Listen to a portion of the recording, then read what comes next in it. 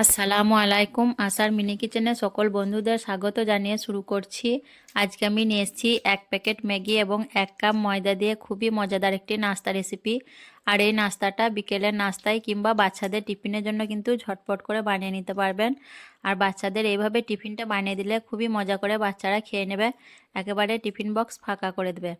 তো আজকে রেসিপিটি চলুন দেখে নেওয়া যাক। আর যারা আমার নতুন বন্ধু দেখছেন আমার ভিডিওটি, তাদের কাছে অনুরোধ রইল আমার চ্যানেলটি সাবস্ক্রাইব করে আমার পাশে থাকার। নাস্তা বানানোর জন্য এখানে আমি বড় কাপে 1 কাপ ময়দা নিয়েছি আর দিয়ে দিচ্ছি পরিমাণ মতো নুন আর হাফ চামচ চিনি আর ময়নের জন্য 2 চামচ সাদা তেল দিয়ে আমি ময়নটা খুব ভালোভাবে মেখে নেব। আর চিনিটা কিন্তু অপশনাল, আপনারা চাইলে না দিতেও পারেন। আমার ভালো লাগে তাই আমি চিনিটা দিলাম। চিনিটা দিলে নাস্তাটা খুব বেশি মচমচে হবে। তো ময়নটা আমি খুব ভালো করে মেখে নেব। আর ময়নটা যখন দেখবেন আটাটা মুঠো বেঁধে আসছে, তখন বুঝবেন যে ময়নটা ঠিকঠাক মাখা হয়ে গেছে।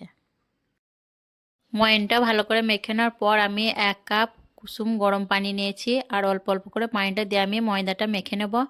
আর পানিটা এমনভাবে গরম করবেন যাতে ময়দাটা মাখতে অসুবিধা না হয়। খুব বেশি গরম করা প্রয়োজন নেই, হালকা কুসুম গরম পানি দিলেই যথেষ্ট। গরম পানিটা দিলে নাস্তাটা খুব খাস্তা হবে।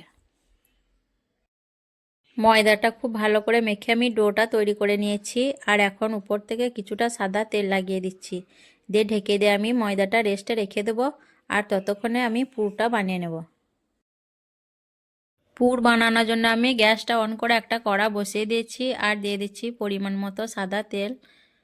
তেলটা খুব ভালো করে গরম করানোর পর আমি দিয়ে দিচ্ছি একটা মাঝারি সাইজের পেঁয়াজ কুচি আর কাঁচা লঙ্কা কুচি। দিয়ে পেঁয়াজ আর লঙ্কা আমি তেলের মধ্যে কিছুক্ষণ ভেজে নেব।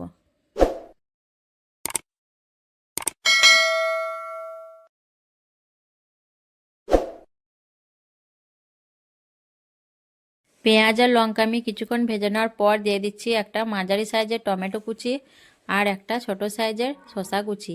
আর দিয়ে দিচ্ছি হাফ চামচ নুন, হাফ চামচ হলুদ গুঁড়ো, হাফ চামচ লঙ্কা গুঁড়ো, হাফ চামচ জিরে গুঁড়ো, হাফ চামচ ধনে গুঁড়ো।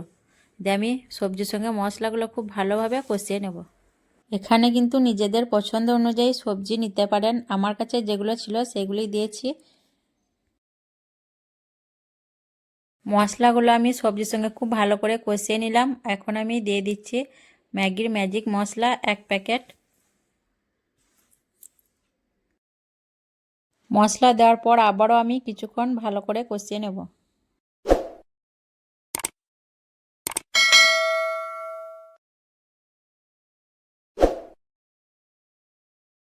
সব মশলা ভালো করে কষিয়ে নিয়েছি আর সবজিগুলো অনেকটা নরম হয়ে গেছে। এখন আমি দিয়ে দিচ্ছি হাফ কাপ পানি। যেহেতু এখানে আমি ম্যাগিটা দেব তার জন্য পানি দিয়ে দিচ্ছি। তো হাফ কাপ পানি আমি দিয়ে দিলাম। দিয়ে পানিটা ফুটে আসলে ম্যাগিটা দিয়ে দেবো।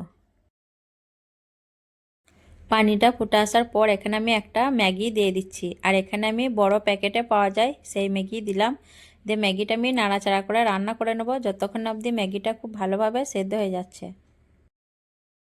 কিছুক্ষণ পর দেখুন ম্যাগিতে পানিটা অনেকটা টেনে গেছে আর ম্যাগিটাও ভালোভাবে সেদ্ধ হয়ে গেছে। এখন দিয়ে দিলাম ধনেপাতা কুচি।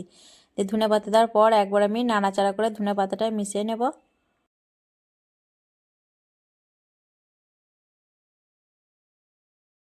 ধনেপাতা দেওয়ার পর কয়েক সেকেন্ড আমি নাড়াচাড়া করে নিয়েছি। এখন গ্যাসটা অফ করে দিয়ে ম্যাগিটা ঠান্ডা করে নেব।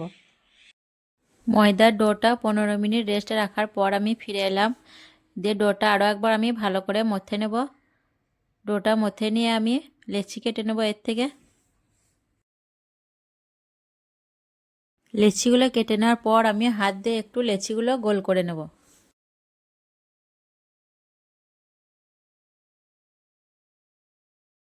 এখানে আমার 4টে লেচি তৈরি হয়েছে। লেচিগুলো এখন আমি রুটি বেলে নেব। রুটি বেলার জন্য আমি পিঠের ওপরে কিছুটা ময়দা ছিটিয়ে দিলাম। দিয়ে আমি রুটি বেলে নেব। আর রুটি তো আমরা সবাই বেলতে পারি। রুটিটা দেখুন আমি পাতলা করে বেলে নিয়েছি। আর এখন রুটির ওপরে আমি পুরটা দিয়ে দেবো। রুটির ওপরে আমি এখন চামচ দিয়ে ম্যাগির পুরটা বসিয়ে নিচ্ছি। আর পুরটা একটু বেশি করেই দেবো, তাহলে নাস্তাটা খেতে খুবই মজা হবে।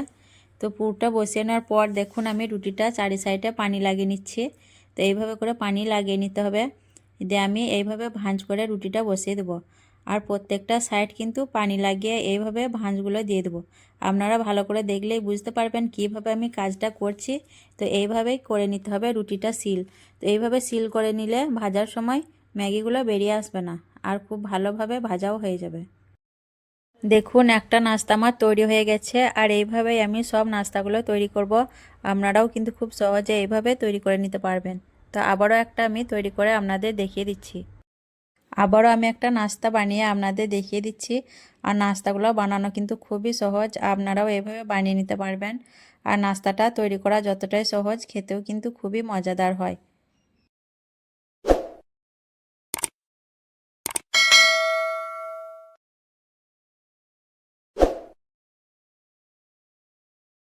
দেখুন একই পদ্ধতিতে আমি এই নাস্তাটাও বানিয়ে নিলাম, আর বাকি নাস্তাগুলো আমি এইভাবে বানিয়ে নেব।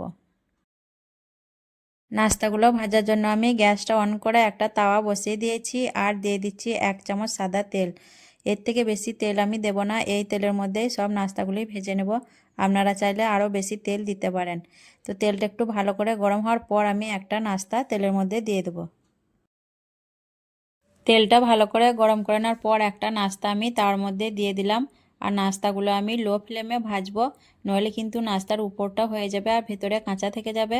তো লো ফ্লেমে আমি নাস্তাগুলো নেড়েচেড়ে ভাজতে থাকবো, আর এখন একদিক হওয়ার অপেক্ষা করব, তারপর নাড়াচাড়া করে নেব। নিচের দিকটা কিছুক্ষণ হওয়ার পর আমি নাস্তাটা পাল্টে নিচ্ছি, দিয়ে নাস্তাটা আমি নেড়েচেড়ে উল্টি পাল্টিয়ে ভেজে নেব। নাস্তাগুলো দেখুন আমি প্যাচেলারের সাহায্যে নাস্তার সাইডগুলো ধরে ধরে ভেজে নিচ্ছি, নইলে কিন্তু সাইডগুলো কাঁচা থেকে যেতে পারে। আর আমি মাঝে মধ্যে নাড়াচাড়া করে নেব, আর সাইডগুলো মাঝে মধ্যে এইভাবে আমি সেঁকে নেব।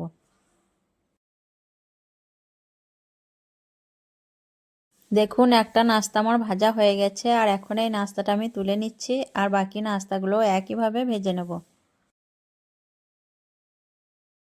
আমি একটা নাস্তা কেটে আপনাদের দেখিয়ে দিচ্ছি। দেখুন নাস্তার ভিতরটা কতটা লোভনীয় হয়েছে। আর এইভাবে নাস্তাগুলো বানালে বাচ্চারা কিন্তু খুবই মজা করে খাবে, এবং বিকেলের নাস্তার জন্য বানিয়ে নিতে পারবেন। তো আজকের এই নাস্তা রেসিপি কেমন লেগেছে অবশ্যই কমেন্ট করে জানাবেন। ভালো লাগলে লাইক করবেন, শেয়ার করবেন, আর আমার চ্যানেলটি সাবস্ক্রাইব করে আমার পাশে থাকবেন। আসবো আবারও অন্য কোনো রেসিপি নিয়ে। সকলে ভালো থাকবেন, সুস্থ থাকবেন। আল্লাহ হাফেজ।